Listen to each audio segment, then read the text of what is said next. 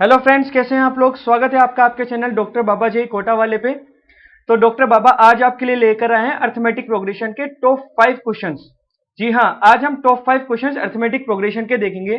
अब कहने को तो टॉपिक अर्थमेटिक प्रोग्रेशन है, लेकिन ये जरूरी नहीं है कि इसके अंदर सिर्फ अर्थमेटिक प्रोग्रेशन के ही कॉन्सेप्ट यूज होंगे। यहाँ पे हम ज्योमेट्रिक प्रोग्रेशन के भी कॉन्सेप्ट और उसकी प्रॉपर्टीज को पढ़ेंगे। तो टॉप 5 क्वेश्चंस के साथ में शुरू करते हैं। तो देखिए, आईआईटी का एग्जाम जो है उसके लिए अर्थमेटिक प्रोग्रेशन काफी इंपॉर्टेंट चैप्टर है। अर्थमेटिक प्रोग्रेशन के जो कॉन्सेप्ट्स हैं वो दूसरे चैप्टर्स के अंदर भी काफी इस्तेमाल होते हैं, खासकर कैलकुलस और ज्योमेट्री के अंदर। और अभी हमारा प्लान ये है, अभी डॉक्टर बाबा का प्लान ये है कि हम सबसे पहले अलजेब्रा के चैप्टर्स खत्म करेंगे, उसके बाद में या फिर तो हम कैलकुलस पे आ जाएंगे या फिर हम लोग ज्योमेट्री के चैप्टर्स पर आ जाएंगे। तो चलिए स्टार्ट करते हैं अर्थमेटिक प्रोग्रेशंस के टॉप 5 क्वेश्चंस। तो क्वेश्चन नंबर 1 है, let a b c be positive integers such that b by a is an integer. If a b c are in geometric progression, then the arithmetic mean of a b c is b plus 2. Then the value of a square plus a minus 14 upon a plus 1 is. तो देखिए, JEE advance के अंदर क्या बात होती है कि question जो होता है उसको थोड़ा कॉम्प्लेक्स बनाने के लिए हमको काफी सारी कंडीशंस दे दी जाती हैं। उन कंडीशंस को हमको सबसे पहले नोट करना है और उन कंडीशंस के अकॉर्डिंग हमको आंसर को सॉर्ट आउट करना है, ठीक है। क्योंकि होता क्या है कि हमको मल्टीपल चॉइस क्वेश्चन आ जाते हैं और उनके अंदर एक से ज्यादा ऑप्शन हमारे करेक्ट रहते हैं। तो उन कंडीशंस को हमको ऑब्जर्व करना है ताकि हमारे कोई ऑप्शन रह ना जाए। तो शुरू करते हैं। देखिए, सबसे पहले यहाँ पे हम क्या करेंगे, अपनी कंडीशंस को एक एक करके लिख लेंगे। तो फर्स्ट कंडीशन है हमारे पास में कि a b c should be positive integers. तो इनको लिखते हैं a b c should be positive integers. तो आई के ऊपर अगर मैंने प्लस साइन बना दिया तो वो पॉजिटिव इंटीजर्स को रिप्रेजेंट करता है। सेकेंड है हमारे पास में कि B upon A should be integer. तो B upon A should be integer. तीसरी कंडीशन है हमारे पास में यहाँ पे कि ABC is also in GP. तो यहाँ पे एबीसी क्या है, जीपी के अंदर है, मतलब ज्योमेट्रिक प्रोग्रेशन है। इसका मतलब पहली चीज हमारे दिमाग में क्या आती है कि b square equals to a c. Okay, तो इस चीज को भी हम यहाँ पे इस्तेमाल करेंगे। अब देखिए, क्वेश्चन के अंदर हमको बोल रखा है कि एबीसी का अर्थमेटिक मीन क्या है। एबीसी का अर्थमेटिक मीन है बी प्लस 2। तो हम लिखते हैं अकॉर्डिंग टू अवर क्वेश्चन क्या बोल सकते हैं कि ए बी सी का अर्थमेटिक मीन क्या हो जाएगा, A plus B upon total number of terms which is 3 equals to हमारे पास में कितना है, बी प्लस 2 के बराबर है। तो यहां से इस इक्वेशन को मैं सिंप्लीफाई कर लेता हूं। इस इक्वेशन को सिंप्लीफाई करके मैं लिख सकता हूं A plus C equals to 2b upon 6, 2b plus 6, 2b plus 6। तो हमारी इक्वेशन क्या हो जाएगी, सिंप्लीफाई होके A plus C equals to 2b plus 6। अब देखिए, अब मैं अपनी इक्वेशन को ए से डिवाइड कर लूंगा, ठीक है। हम यहां से ए पे क्यों डिवाइड कर रहे हैं इसका अभी आपको लॉजिक थोड़ी देर में समझ में आ जाएगा। तो डिवाइड इक्वेशन बाय ए। तो यहां से हमारी इक्वेशन क्या बन जाएगी, ए अपॉन ए तो 1 हो जाएगा, plus C upon A equals to 2b upon A plus 6 upon A. तो देखिए, यहां पे हम क्या करना चाह रहे हैं कि हम इस पूरी इक्वेशन को जो है फैक्टर्स में कन्वर्ट कर देंगे। तो यहां से मुझको b बाई ए भी दिख रहा है, c बाई ए भी दिख रहा है और 6 बाई ए भी दिख रहा है। तो हम यहाँ पे c बाई ए को क्या लिख सकते हैं, c बाई ए को हम क्या B square upon a square लिख सकते हैं। चलिए चेक करते हैं। तो देखिए, हमारे पास में इक्वेशन क्या आई थी, हमारे पास में इक्वेशन आई थी 1 plus c by a c upon A equals to 2b upon A plus 6 upon a. Okay, अब यहां पे देखिए हमारे पास में इनिशियल कंडीशन है b square equals to a c. तो यहां से मैं क्या लिख सकता हूं, यहां से मैं c को लिख सकता हूं बी स्क्वायर अपॉन ए। अब ये जो c की वैल्यू है बी स्क्वायर अपॉन ए, इसको मैं सब्स्टिट्यूट कर देता हूं हमारी मेन इक्वेशन के अंदर। तो 1 प्लस c को लिखा मैंने बी स्क्वायर अपॉन ए, डिवाइड के अंदर है तो नीचे क्या हो जाएगा, ए स्क्वायर हो जाएगा, equals to 2b upon A plus 6 by A. अब फटाफट से थोड़ा सा एनालाइज करो इस इक्वेशन को कि अगर 2b अपॉन ए मैं अगर एलएचएस में ले जाऊंगा तो यहाँ पे आइडेंटिटी नजर आ रही होगी आपको। आइडेंटिटी किस चीज की, a माइनस बी का होल स्क्वायर की। तो देखिए यहाँ पे हम क्या कर रहे हैं, b square upon a square minus 2b upon A plus 1 equals to 6 upon a. Okay. अब यहां से हमको ये नजर आ रहा है कि ये किस चीज की आइडेंटिटी बन रही है, a माइनस बी का होल स्क्वायर की। a माइनस बी का होल स्क्वायर मतलब कि b अपॉन a यहाँ पे मेरा क्या है, फर्स्ट टर्म हो जाएगा। तो देखिए b अपॉन a माइनस 1 का whole square, b upon a minus 1 का whole square equals to 6 upon a। अब देखिए यहां पे ये हमारे पास में इंपॉर्टेंट इक्वेशन है। अब इस इक्वेशन को हम क्या करते हैं, थोड़ा एनालाइज करते हैं।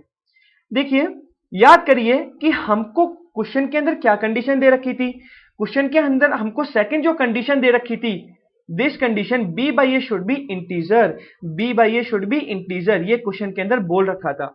अब यहां पे मेरा किस फॉर्म में आ रहा है इक्वेशन, इक्वेशन आ रही है b अपॉन ए माइनस 1 का होल स्क्वायर। तो इसका मतलब क्या हो गया कि b अपॉन ए इंटीजर है, और इंटीजर में से अगर मैं माइनस 1 करूंगा सब्ट्रैक्ट तो वो भी इंटीजर ही होगा, और उसका अगर मैंने होल स्क्वायर कर दिया तो वो हमेशा पॉजिटिव इंटीजर देगा। तो इसका मतलब क्या मैं कह सकता हूं क्या कि 6 बाई ए मेरा पॉजिटिव इंटीजर हो जाएगा। चलिए देखिए यहां पे क्या हो जाएगा, ये जो मेरे पास में पार्ट है ये क्या है, इंटीजर, ये क्या है इंटीजर। इसका रीजन अभी हमने एक्सप्लेन किया था कि b upon a is an element of integer, that's why this whole term is also integer. अब ये क्योंकि हमारा LHS इंटीजर है तो हम बोल सकते हैं क्या कि हमारा RHS भी इंटीजर होगा, ठीक है। तो 6 by A should also be our, should also be a positive integer, positive integer. यहां तक बात आपको क्लियर हो गई होगी। अब यहां से हम एक इंपॉर्टेंट कंक्लूजन के ऊपर आएंगे।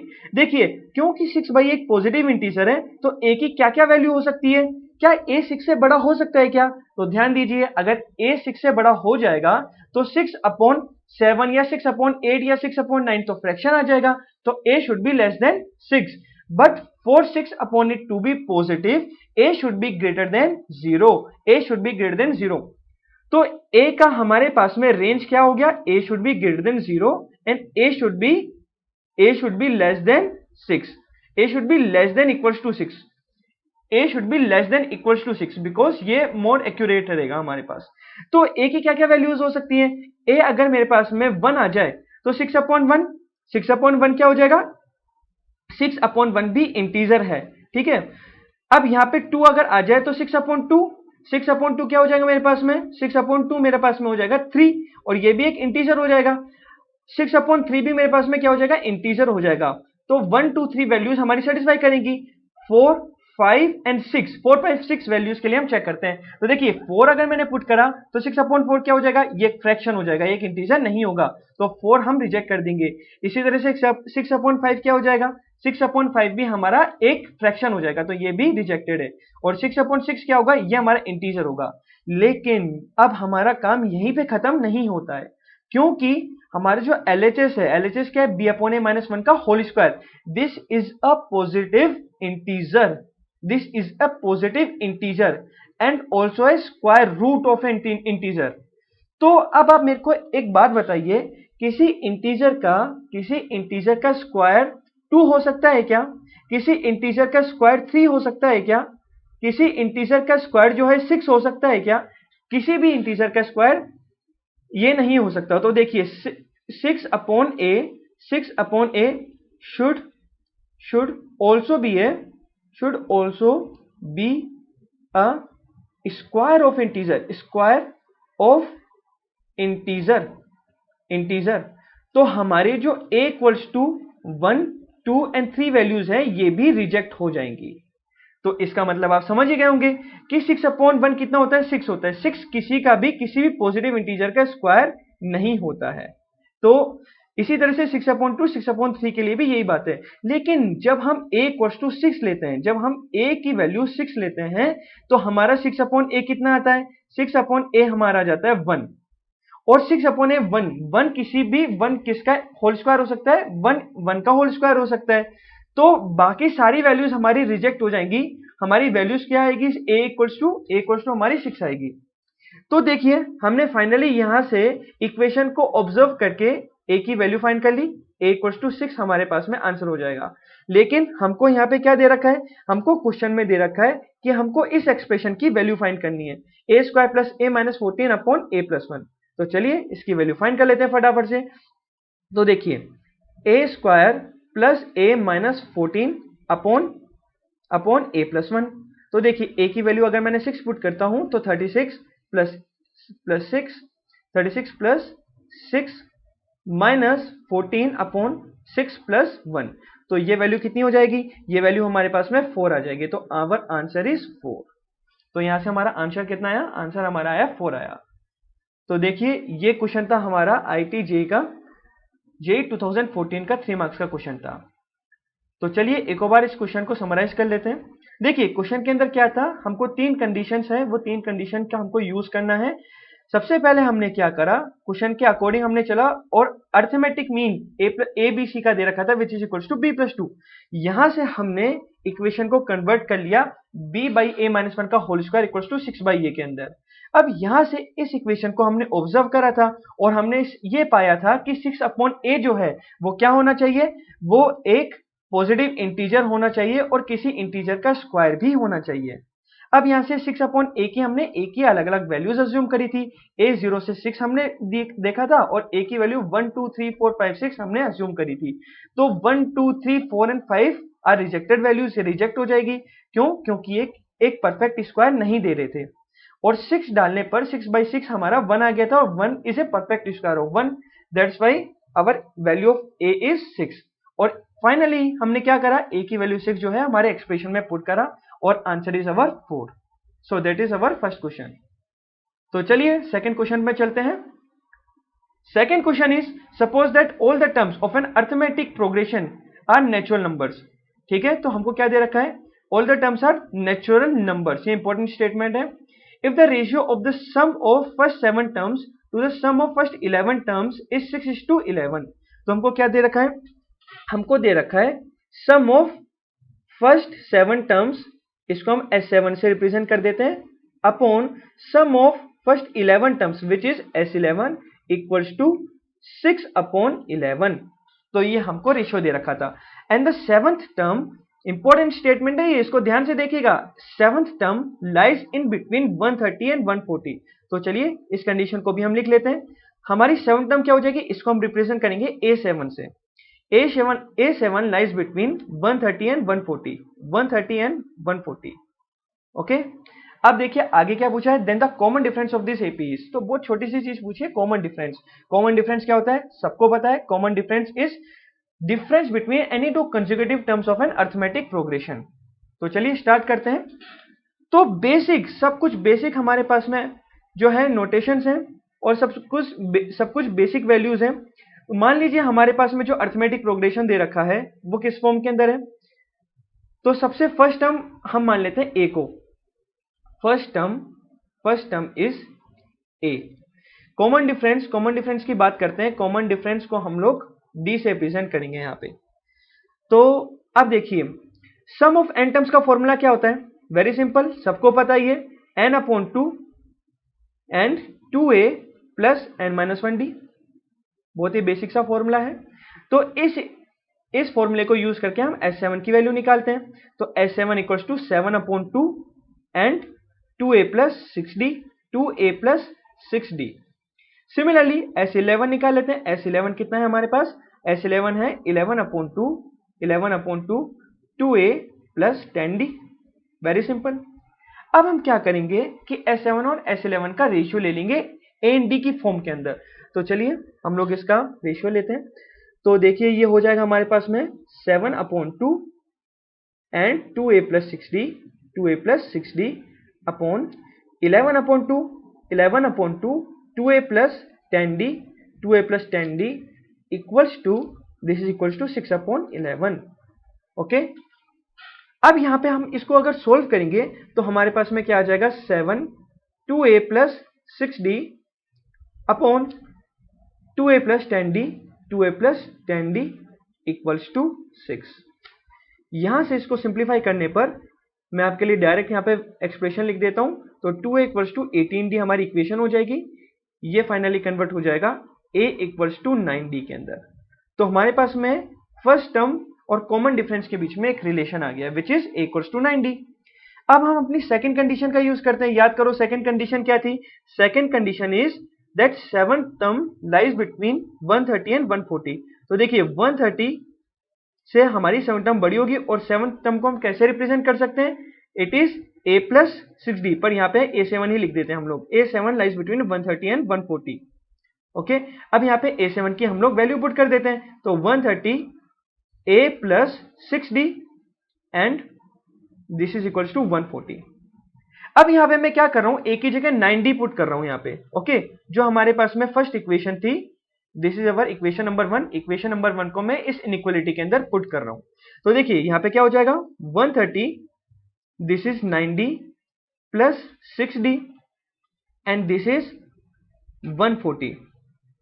फाइनली क्या हो जाएगा हमारे पास में, हो जाएगा दिस विल बी, इसको मैं डायरेक्टली सिंप्लीफाई करके लिख देता हूं, ये हो जाएगा हमारे पास में 26/3 एंड यहां पे हो जाएगा हमारे पास में d एंड दिस इज 28/3। तो जब आप इस मतलब एक्सप्रेशन, इस इनइक्वालिटी को जब आप सोल्व करेंगे, जब आप 26/3 और 28/3 की वैल्यू को अप्रोक्स में लेंगे, तो यहां से आप देख लेंगे कि d की जो वैल्यू है वो 9 आएगी। ओके, क्योंकि 26/3 और 28/3 के बीच में वैसे तो कई नंबर्स हैं, लेकिन इंटीजर सिर्फ एक ही नंबर है विच इज 9। अभी 9 ही हमने इंटीजर ही नंबर क्यों लिया, क्योंकि हमको क्वेश्चन के शुरू में ही मेंशन कर रखा था कि हमारे पास में जो अरिथमेटिक प्रोग्रेशन है उसके अंदर सारे नेचुरल नंबर्स हैं, और नेचुरल नंबर्स का मतलब हमारी जो सारी टर्म्स होगी वो नेचुरल होंगी, उनका कॉमन डिफरेंस भी नेचुरल नंबर होना चाहिए। तो इसका मतलब हमारे डी क्या आया, हमारा कॉमन डिफरेंस क्या आया, d equals to 9 and that is our answer. तो ये काफी कंपेटिवली इजी क्वेश्चन था, जेई ने ये काफी इजी क्वेश्चन दिया था। ये क्वेश्चन है हमारा जेई 2015 का 4 मार्क्स का क्वेश्चन था, ये इजी क्वेश्चन था। तो चलिए आगे बढ़ते हैं क्वेश्चन नंबर 3 के अंदर। देखिए क्वेश्चन नंबर 3 है वो थोड़ा सा कॉम्प्लिकेटेड क्वेश्चन है, लेकिन हम इसको काफी लॉजिकली सोल्व करेंगे, काफी मजा आने वाला है आपको, और इसके अंदर काफी सारी प्रॉपर्टीज का भी इस्तेमाल होगा। तो शुरू करते हैं। Let bi is greater than 1 for i equals to 1 to something something something up to 101। Suppose log b1, log b2, log b101 are in arithmetic progression with a common difference log 2. Suppose a1, a2 up to a101 are in AP such that a1 equals to b1 and a51 equals to b51. If t equals to b1 plus b2 plus up to b51 and s equals to a1 plus a2 up to a51 then. तो देखिए question के अंदर काफी सारी हमको information मिल गई है, एक एक करके हम सारी इन्फॉर्मेशन को पहले लिखते हैं और उससे कुछ कंक्लूजन डिराइव करते हैं। तो देखिए सबसे पहले हमको क्या दे रखा है कि log b1। अब देखो log बेस e का मतलब क्या होता है, नेचुरल लॉग होता है ये, तो इसको मैं लिखूंगा ln b1 ln b2 ln b2 up to ln 101 ln 101 ln b101 ln b101 are in arithmetic progression, this is in AP. तो देखिए अगर ये एपी के अंदर है तो इसका कुछ कॉमन डिफरेंस होना चाहिए, उस कॉमन डिफरेंस को मैं कैपिटल डी से रिप्रेजेंट करूंगा। ओके, कॉमन डिफरेंस क्या होगा, capital d, which is equals to, हमको ये दे रखा है which is equals to log base e2 which is equals to ln2। तो अब यहाँ पे एक इंपॉर्टेंट चीज मैं हम यहाँ से डिराइव करेंगे कि अगर यहाँ पे हमारा कॉमन डिफरेंस ln2 है तो इसका मतलब b1, b2, b3, b101 क्या होंगे, जीपी के अंदर हैं। देखिए कैसे होंगे, देखिए ln b1 को ln b2 को यहाँ पे b2 लिख देते हैं, ln b2 को क्या लिख सकता हूं मैं, ln b1 plus d, okay, which is ln2। तो यहां से मैं क्या लिख सकता हूं, ln 2 b1। ये तो काफी बेसिक प्रॉपर्टी है, log a plus log b क्या होता है, log ab होता है। अब दोनों तरफ अगर मैं एंटी लॉग ले लूं तो b2 क्या हो जाएगा मेरा, 2b1 हो जाएगा। सिमिलरली ln b3 को मैं क्या लिख सकता हूं, ln b2 plus ln2 equals to यहां पे क्या हो जाएगा, ln 2b2। और देखिए 2b2 को क्या लिख सकता हूं मैं, यहां देखिए b3 इक्वल्स टू क्या हो जाएगा, 2b2 हो जाएगा। और b2 को क्या लिख सकता हूं मैं, 2 स्क्वायर b1, क्योंकि b2 को क्या लिख सकता हूं, 2b1, तो 2 इंटू 2 विच इज 2 स्क्वायर। तो इसी तरह से क्या हो जाएगा हमारे पास में, हम ये कंक्लूड कर सकते हैं कि b1, b2, b101 should be in geometric progression, okay. तो हमने क्या करा, हमने ln b1, ln b2, ln 101 को एनालाइज करा और ये देखा कि b1, b2 जो है हमारे ज्योमेट्रिक प्रोग्रेशन के अंदर होंगे। और इनका कॉमन रेशियो क्या होगा? इनका कॉमन रेशियो होगा हमारे पास में, इनका कॉमन रेशियो क्या होगा? इनका कॉमन रेशियो होगा, देखिए 2b1 आया था, फिर 2 स्क्वायर b1 आएगा, फिर 2 क्यूब b1 आएगा, तो इसका कॉमन रेशियो हमारे पास में आ जाएगा 2। तो इसका कॉमन रेशियो क्या है? 2 है। तो ये चीज हमको इंपॉर्टेंट है, ये चीज हमको मेमोराइज रखनी है। तो हमको दे रखा है a1 a2 a3 and a101 is also in AP। a1 a2 a3 okay up to a101 is also in arithmetic progression. तो यहां से हम क्या कंक्लूड कर सकते हैं? यहां से हमको क्वेश्चन के अंदर और कंडीशन दे रखी है, और क्या कंडीशन दे रखी है कि a1 equals to b1 and also a51 equals to b51। b51 इसको अच्छे से लिख लेते हैं थोड़ा, this is a51 equals to b51। तो यहां से मैं क्या करूंगा, सबसे पहले a51 और b51 से कुछ रिलेशन डिराइव करने की कोशिश करूंगा।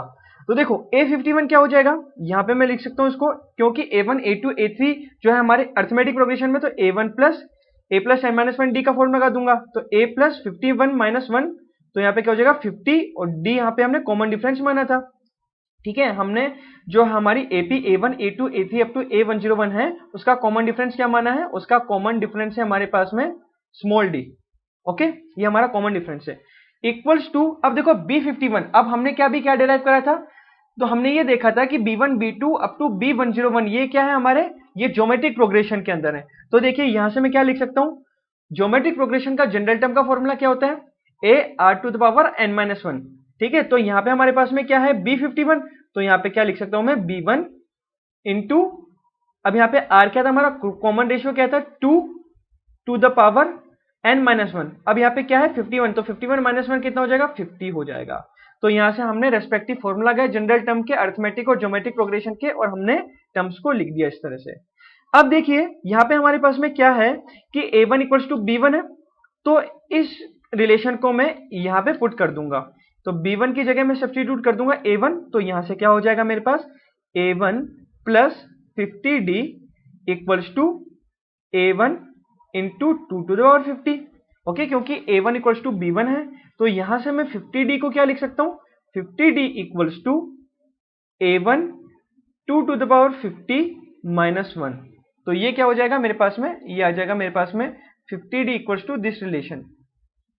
ओके, तो ये मेरे पास में रिलेशन आ गया। अब देखिए, अब हम कैलकुलेट करेंगे क्वेश्चन के अंदर जो t और s था। t क्या था हमारे पास में? t था t equals to b1 plus b2 plus b3 up to b51। तो सबसे पहले हम t कैलकुलेट करते हैं यहाँ पे। तो देखिए t क्या है हमारे पास में? सम ऑफ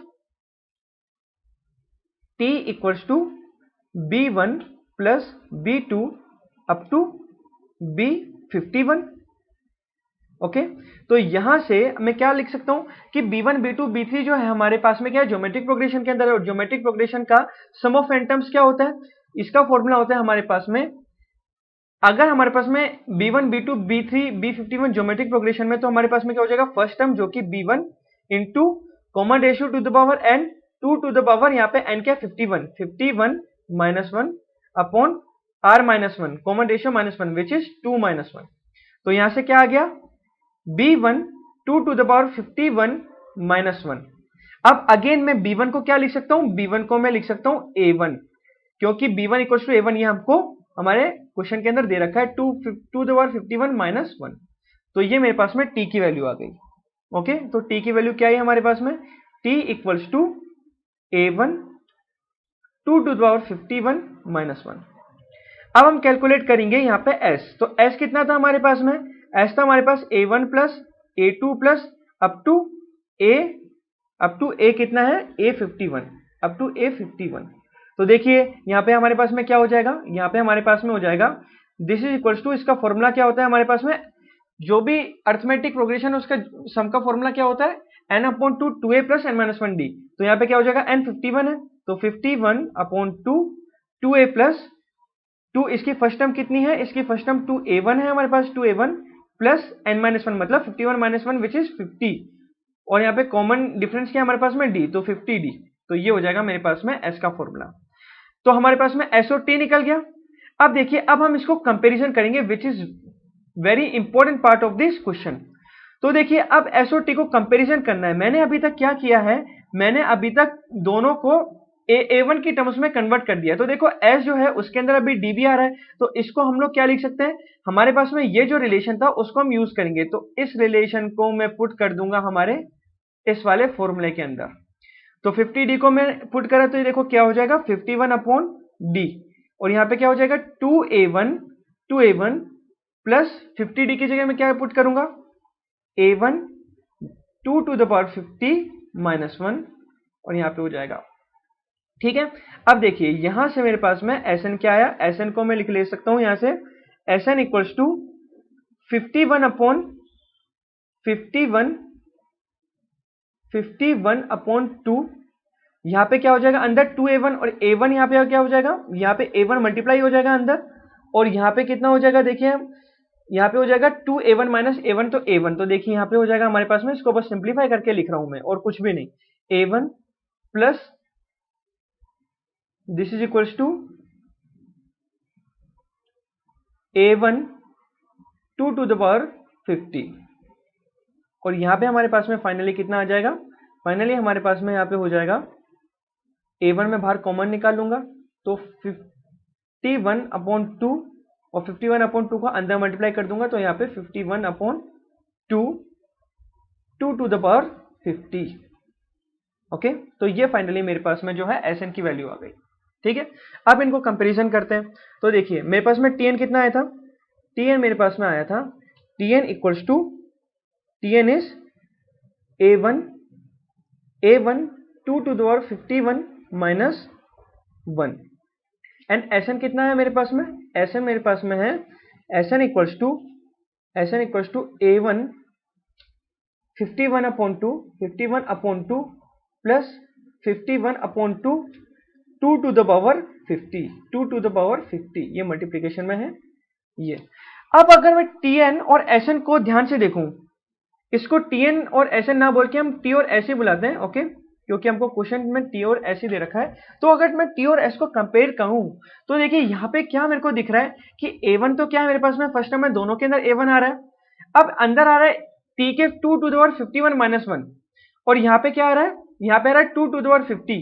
तो देखो 51 अपॉन 2 जो है 51 अपॉन 2 है, ये क्या है, ये ऑब्वियसली 2 से तो बड़ा ही है ना, ये ऑब्वियसली जो है 2 से तो बड़ा ही है।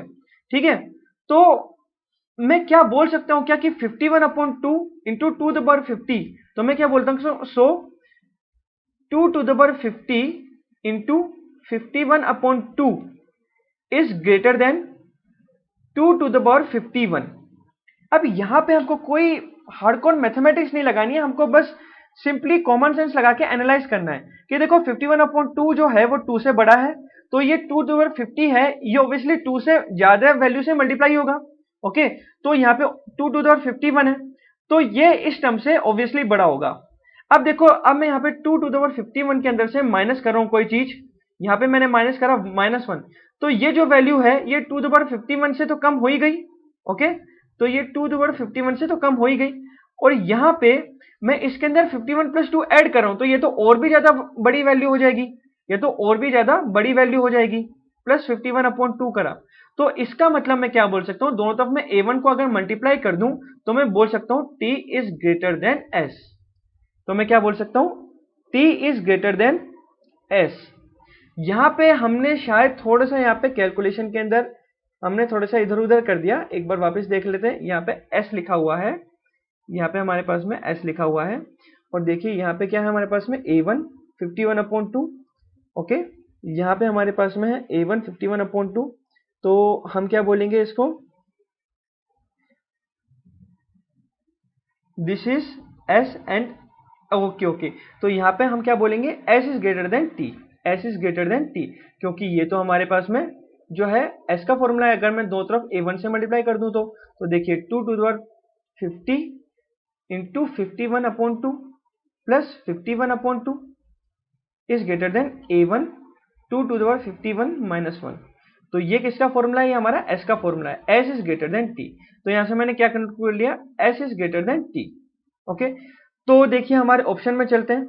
ऑप्शन में क्या है हमारे पास, ऑप्शन इसके अंदर है नहीं, तो ऑप्शन इसके अंदर थे, तो ऑप्शन में क्या था हमारे पास में, ऑप्शन में ये था कि s should be greater then t, s should be less then t। तो यहां से हम क्या कंक्लूड करेंगे, s should be greater then t। Okay, तो अब हम अगले वाले पार्ट में चलते हैं। अगले वाले पार्ट के अंदर ये बोल रहा है कि यहाँ पे a टू द पावर 101 को, a टू द पावर 101 को and b to the power 101 को हमको कंपेयर करना है। Which is greater, which is greater, which is greater. Okay, तो देखिए क्वेश्चन के अंदर क्या था, बेसिकली क्वेश्चन के अंदर यहाँ पे हमारे पास में 4 ऑप्शन थे। 4 ऑप्शन यहाँ पे प्रिंट नहीं हुए हैं। तो देखिए 4 ऑप्शन हमारे पास में क्या थे कि हमको पहले तो s और t को कंपेयर करना था, और हमको फिर ये कंपेयर करना था कि a to the power 101 and a101 and b101 के अंदर से ग्रेटर कौन सी वैल्यू है। तो चलिए हम इसको देखते हैं अभी। तो a101 को क्या लिख सकता हूं मैं, a101 को लिखा जा सकता है a प्लस 100d। ओके, और यहां पे मैं क्या लिख सकता हूं, a प्लस 2 इंटू 50d, और 50d अभी हमने देखा ही था। तो a प्लस 2 इंटू 50d को क्या लिखा जा सकता है, 50d को लिख सकते हैं हम लोग, 50d को हम लोग क्या लिखेंगे, 50d को हमने यहाँ पे डिराइव किया था, तो इसको हम लिख सकते हैं 2 to the power 50, 2 to the power 50 minus 1 a1। Okay, ये चीज अभी हमने डिराइव करी थी 50d की वैल्यू। देखिए यहाँ पे ये वाली जो हमारे पास में चीज है, ये हमने डिराइव करी थी। 50d क्या निकाला था, a1 2 टू 50 माइनस 1। ओके, तो देखिए अब यहाँ पे मेरे पास में a101 की वैल्यू क्या है, इसको मैंने सिंप्लीफाई करा तो क्या हो जाएगा, a1 इक्वल्स टू, a1 हमारे पास में क्या आ जाएगा, ये a101 है, a101 इक्वल्स टू 101 की वैल्यू क्या आएगी थी हमारे पास में, दिस इज a1 प्लस 100। यहां से मैं क्या लिख सकता हूं, यहां से मैं लिख सकता हूं, इसको 2 लिख लेते हैं, 2 टू द पावर, यहाँ पे 2a1 हो जाएगा, तो 2a1 माइनस 2a1 यहाँ पे हो जाएगा हमारे पास में माइनस। इसको थोड़ा सा ढंग से लिख लेते हैं हम लोग एक साथ में सिंप्लीफाई करके। तो 2 to the power 51 a1 minus a1, तो ये हमारे पास में a101 की वैल्यू है। अब इसी तरह से b101 की वैल्यू निकालते हैं। b101 की देखो क्या वैल्यू हो जाएगी, क्योंकि b1 b2 b3 जो है वो हमारे पास में gp के अंदर है। तो यहाँ पे क्या हो जाएगा हमारे पास, यहाँ पे हमारे पास में हो जाएगा b1 into 2 to the power 100। Okay, तो यहां से हमारे पास में b1 a1 के बराबर है, तो a1 into 2 to the power 100। अब देखो हमको a1 और a101 और b101 को कंपेयर करना है, तो a101 यहाँ पे लिख लेते हैं और b101 यहाँ पे लिख लेते हैं। a101 क्या है हमारे पास, a101 है हमारे पास में a1 इक्वल्स टू, इसको कंपेरिजन कर रहे हैं अभी हम लोग, a1 और यहाँ पे है 2 टू द पावर 51 माइनस 1, और b101 क्या है हमारे पास में, a1 into 2 to the power 100। तो ऑब्वियसली हम क्या कंक्लूड कर सकते हैं, यहां से हम ये कंक्लूड कर सकते हैं कि 2 to the power 100 is greater than 2 to the power 51 minus 1। बहुत ही कॉमन सेंस की बात है, ये तो हमको यहां से दिख ही रहा है।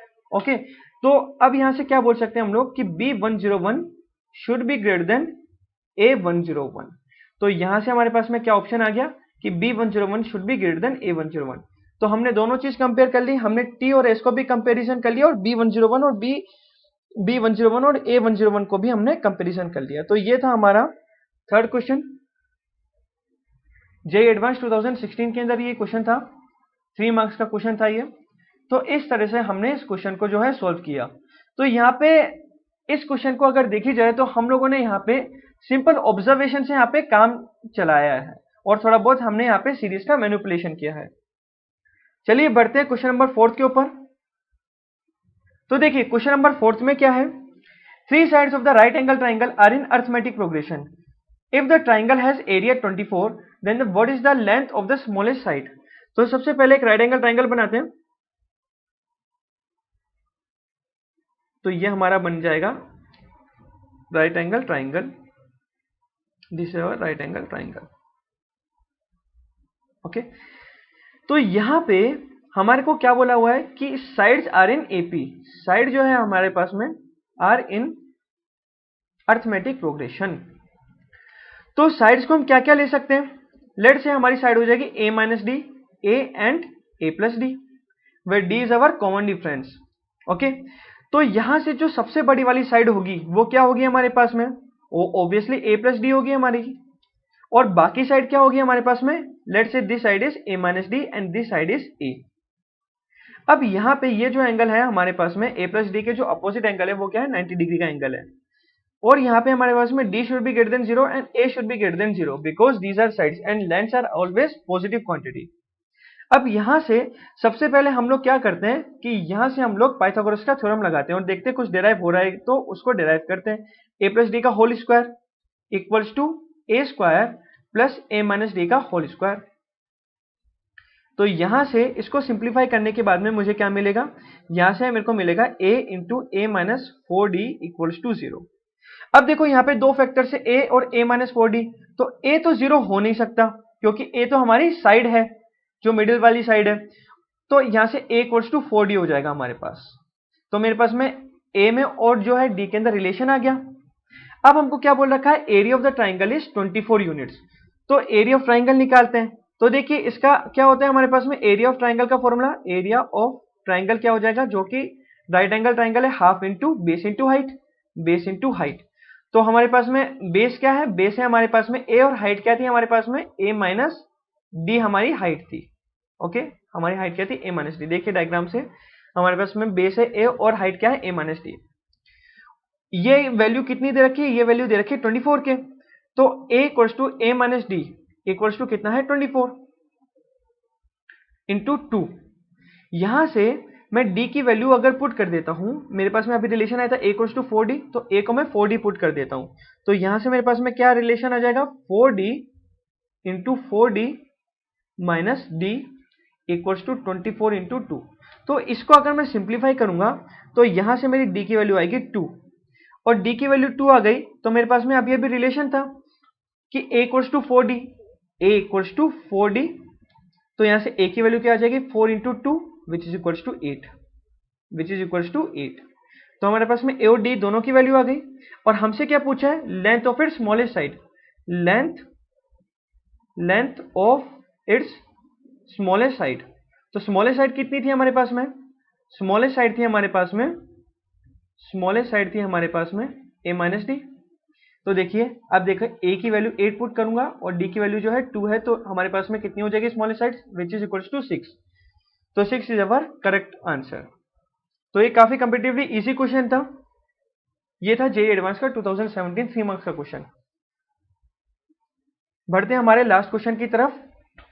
तो late x be the set consisting of the first 2018 terms of the arithmetic progression 1, 6, 11 so on, and y be the set consisting of the first 2018 terms of the arithmetic progression 9, 16, 23 so on, then the number of elements in x union y is। तो देखिए हमारे पास में क्या है, सबसे पहले x set हम देखते हैं। x सेट के बारे में क्या दे रखा है हमको, ये 1, 6, 11 और 2018 टर्म्स तक है, a 2018, लास्ट टर्म क्या है इसकी, a 2018 है। अब यहाँ पे क्या करते हैं, सबसे पहले a 2018 निकाल लेते हैं। तो यहाँ पे फर्स्ट टर्म कितनी है, a1 हमारे पास में 1 एंड d हमारे पास में क्या है, कॉमन डिफरेंस कितना है हमारे पास में, d1 इज 6 माइनस 1 विच इज इक्वल्स टू 5। तो a 2018 निकालेंगे हम लोग तो क्या हो जाएगा, a1 प्लस 2017 इंटू d1। तो यहां से अगर a1 और d1 की वैल्यू पुट करूंगा तो ये मेरे पास में वैल्यू कितनी आ जाएगी, this will come out as 10086। Okay, तो इसकी a 2018 टर्म क्या हो जाएगी, 10086। अब हम y के बारे में देखते हैं, y सेट के बारे में देखते हैं हम लोग। तो y के अंदर क्या दे रखा है, 9, 16, 23 सो ऑन। अब देखिए यहाँ पे हमारे पास में लास्ट टर्म वापस से कितनी है, इसको हम बोल देते हैं b 2018। तो देखिए b 2018 हम लोग अगर कैलकुलेट करें तो b1 कितना है हमारे पास 9, और हमारे पास में जो है कॉमन डिफरेंस कितना है, इसको d2 बोल देते हैं। d2 हमारे पास में कितना है, d2 इज अवर 7।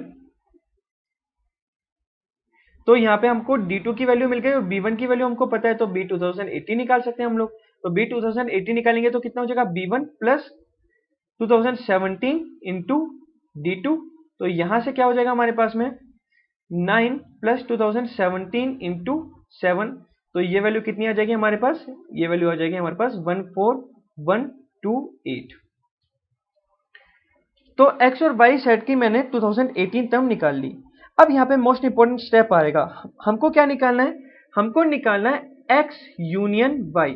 इसका मतलब क्या हो गया, ऐसे वैल्यूज जो कि x और y दोनों में आ रहे हैं। तो देखो इसका अगर मैं वेन डायग्राम बनाऊं, अगर इसका हम वेन डायग्राम बनाते हैं तो ये मेरे पास में x है और ये मेरे पास में क्या है, y है। ये x है और ये है y। तो मेरे को क्या निकालना है, x यूनियन y निकालना है। तो यहां से x यूनियन y की वैल्यू क्या होगी, इसकी वैल्यू क्या, x plus Y minus X intersection y हो जाएगी क्या, वेन डायग्राम से। तो इसका मतलब क्या हो गया कि x के अंदर जो भी वैल्यूज आ रही है, ठीक है, इसको हम नंबर ऑफ की बात करें तो नंबर लगा देते हैं यहाँ पे, number of elements in x, number of elements in y and number of elements in x intersection y। अब देखो x इंटरसेक्शन y हमको निकालना है, तो यहाँ पे x इंटरसेक्शन y अगर मेरे को निकालना है, इसका मतलब क्या हो गया, ऐसे वैल्यूज जो कि x में भी आ रहे हैं और y के अंदर भी आ रहे हैं, ठीक है, क्योंकि हम x यूनियन y निकालेंगे तो वो वैल्यूज रिपीट हो जाएंगी, तो x और y दोनों में ही आ रहे हैं। तो यहां से मैं क्या करूंगा कि इसका सबसे पहले हम लोग देखेंगे कौन सी टर्म्स इनके अंदर फर्स्ट टर्म्स कॉमन है। तो x की कौन सी टर्म आई थी, देखो x लिख रहा हूं मैं यहाँ पे, x है हमारे पास में 1, 6, 11, 16 सो ऑन। y क्या है हमारे पास में, y है हमारे पास में 9, 16, 51, 9, 16, 23, 9, 16, 23 सो ऑन। अब देखो यहाँ पे फर्स्ट टर्म कॉमन टर्म कौन सी आ रही है, ये 16 है जो कि फर्स्ट दोनों में ही आ रही है। अब यहाँ पे हमारे पास में कॉमन डिफरेंस क्या है, 5 है, और यहाँ पे d2 हमारे पास में कॉमन डिफरेंस क्या है, 7 है। तो जब भी मेरे को ऐसी टर्म्स निकालनी है जो दोनों में आ रही है, तो x इंटरसेक्शन y निकालने हैं, तो वो किससे शुरू होगा, वो 16 से शुरू होगा। और सेकेंड टर्म कैलकुलेट करने के लिए हम क्या करते हैं, d1 d2 का एलसीएम ले लेते हैं, LCM of d1 and d2। तो 5 और 7 का एलसीएम कितना हो जाएगा, 5 इंटू 7 विच इज इक्वल्स टू 35। तो यहाँ पे हमारे पास में सेकेंड टर्म क्या हो जाएगी, 16 प्लस 35। थर्ड टर्म क्या हो जाएगी, 16 प्लस 2 इंटू 35। तो ये हमारे पास में इस तरह से चलेगा। अब देखिए यहाँ पे इसकी लास्ट टर्म कितनी हो जाएगी, तो सबसे पहले हम क्या करेंगे, x इंटरसेक्शन y में कितनी टर्म्स है हम वो निकालेंगे। तो देखिए लेट्स से इसके अंदर n टर्म्स है, इसके अंदर कितनी टर्म्स है, there are n terms in x intersection y। तो इसका फॉर्मूला क्या हो जाएगा, 16 प्लस n माइनस 1 35। अब ये जो हमारे पास में वैल्यू है, जो x इंटरसेक्शन y की जो लास्ट टर्म है, वो देखो ऑब्वियसली क्या होना चाहिए, वो ऑब्वियसली a 2018 से कम होनी चाहिए और b 2018 से कम होनी चाहिए।